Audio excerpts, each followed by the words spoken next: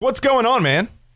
Hey, man, how you doing? I'm doing quite all right, first off, I just want to say the show you guys put on with Nothing More here a couple of weeks ago was fantastic.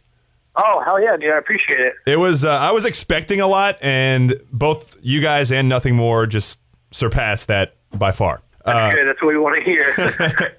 So with that being said, I guess for everybody that doesn't know, you were in Under Oath. Correct, yes.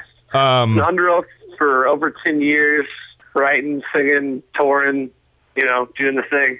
And then after that ended, you weren't done, right? You had more to say. I actually started writing some of the Sleepwave stuff before Under Oath had broken up, just as a different kind of outlet for me, being a musician and someone that's written music basically my entire life for as long as I can remember.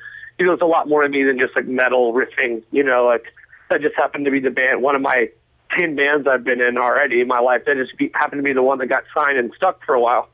So you stick to it. But Sleepwave was a different outlet for me. And then when I realized Under Oath was getting to a point in our career where about half the band wanted to close the chapter, I started taking it a little bit more seriously, and like all these riffs and kind of ideas I had started with my friend Steven that we needed to kind of buckle down and be like, well, let's finalize them and make them songs, Okay, so people that do know you from Under Oath, and then they hear Sleepwave, can you kind of give them an idea of what the difference is in the two bands? Well, I mean, to me, Under Oath was more of, depending on what you want to call it, metal, hardcore, metalcore. I don't really care about genres, but it was less song-oriented, a lot more screaming, kind of a band. And Sleepwave is, I think, just as high energy and just as dark, and at times just as heavy without the,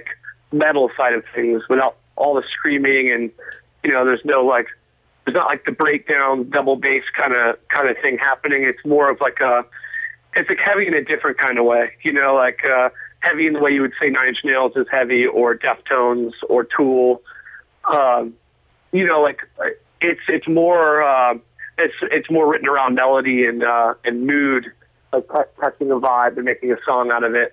When Under Oath was maybe a little bit more violent, I guess. All right. I totally understand what you're saying, and I can totally agree with it. After seeing you guys live, that definitely comes across that way. Right. Also, Through the Looking Glass, of course, is you guys' first single, and you told me at the show that wasn't. Was it not supposed to be on the album, or it wasn't supposed to be the first single for sure? Between me and the producer, we thought it was going to be a B-side, and then the label heard it and said, that's the first single. It's the easiest one to open the doors with.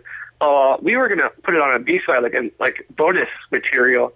It's just funny how when things come from an outside perspective, they're like, no, this should be the first single, and then we'll push a little bit one of the more risky ones after people know who Sleepwave is, I guess. Right. And it was kind of like a shock to me. I was like, oh, really? That's the song you guys are going to go with for the single? I mean, it's like I love every song I wrote, and there's tons I wrote that didn't make the record that I still love. But, that one to me, I never thought in a million years would be the first single. Right. And hearing you say that and seeing the songs live, and because as soon as I heard Through the Looking Glass, I was hooked. So hearing you say, the rest of the album is like that or better, just kind of, it got me totally pumped for it. Hell yeah. I mean, that's my opinion. Some people might have a different opinion, but to me, I feel like the album as a whole is great, and it flows really well. And I did this in Under Oath too. Like I planned the running order in a very specific way. So if you listen from song one to the end, it's more of a journey. Like I don't like to skip around and try to make it, my own thing. Like, so I always made the order very important. And Through the Looking Glass was the second to last song. And right there in the record, it makes a ton of sense to me. And it's powerful in its own way there.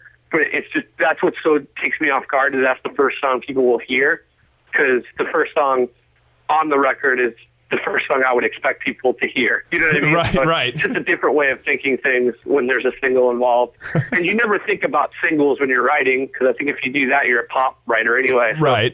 It's just kind of like, you're like, oh man, that's so weird, because I planned out this album and I wrote it in this way, and I organized it in this direction to where this is the way people are going to hear the songs for the first time. And then all of a sudden the label goes, yeah, the second to last song on the album, that's going to be the first single. And you're like, it's like, it just throws you off a little. Yeah, that's funny and totally understandable. But I'm very much looking forward to the album September 16th, and we can't wait to have you guys back again. Once again, thank you for coming and doing that show in the first place. Yeah, absolutely, man. We're stoked. We're out here with nothing more, trying to spread the word more. We did a tour Taking Back Sunday and the Used, but it was a little too far out from the record coming out. I think this tour, it's cool because we actually have something so close to the horizon of happening. It actually comes out on this tour. So that makes it a little bit easier to promote the band and like get people stoked, you know? Absolutely, absolutely. All right, Spencer, thank you so much for calling in, man. Absolutely, man. All right, we'll talk to you soon. All right, thank you.